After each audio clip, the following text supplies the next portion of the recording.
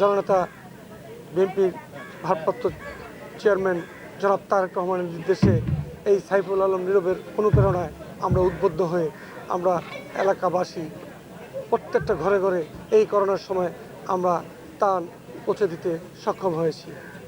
আশা করি গতবারের ন্যায় এইবারও যে নাখালপাড়া গতবার যে আমরা এই ফ্রি চিকিৎসা ক্যাম্প করেছি, এই গতবারের ন্যায় আশা করি 1500+ রোগী এখানে দেখবে এবং আমাদের এখানে শিশু, ডায়াবেটিস, গাইনি, চোখের, ডেন্টাল সব ডাক্তারে এখানে অ্যাভেলেবেল আছে।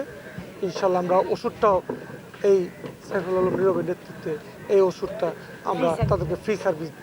সাইফুল আলম নীরব প্রায় 400-র অধিক মামলা উনি জর্জরিত ফ্যাসিস্ট সরকারের আমলে উনি দীর্ঘ 16 মাস কারাবরণ করেছেন এবং 11টি মাস উনি কন্ডেম সেলে ওনাকে রাখা হয়েছিল। নির্মম প্রতিহিংসার শিকার এই ঢাকা ভারতবর্ষের অভিভাবক জনাব সাইফুল আলম নীরব। এই সাইফুল আলম নীরব আমাদের এই এলাকায় ওনার জন্ম, এই এলাকায় ওনার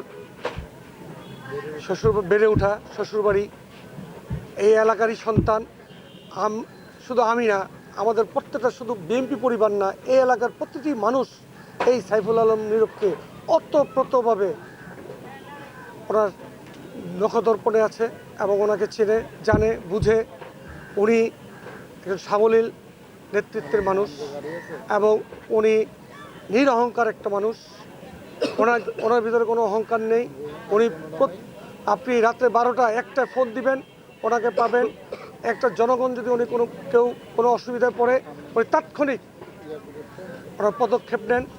আমি আশা করি যে ওনার মতো নেতৃত্ব, ওনার মতো নেতা আমাদের বিগত আমলে আমরা পেয়েছি কিনা জানি না, তবে আমরা খুব আশাবাদী এবং আমরা এই সাইফুল আলম নীরবকে নিয়ে খুব অহংকার করি। এই ছাত্র নেতৃত্ব, উনি গ্রাস লেভেল থেকে ওঠা একজন নেতা।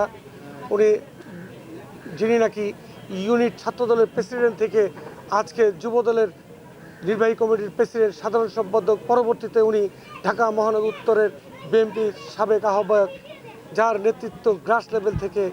তো ওনার পরিধি কত বড় এটা আমরা সবাই অবগত আছি এবং ওনার যে ভালোবাসার অপরন্ত একে অপরের প্রতি ভালোবাসা, ভ্রাতৃত্ব সম্পর্ক উনি আগেও যেরকম ধরে রেখেছে ভবিষ্যতেও রাখবে। আশা করি আগামী দিনে আমাদের এরকম নেতৃত্বই ঢাকা 12 আসনে থাকা উচিত বলে আমি এবং আমাদের জনগণ 25 তথা 25 ওয়ার্ডের জনগণ সেটাই মনে করে।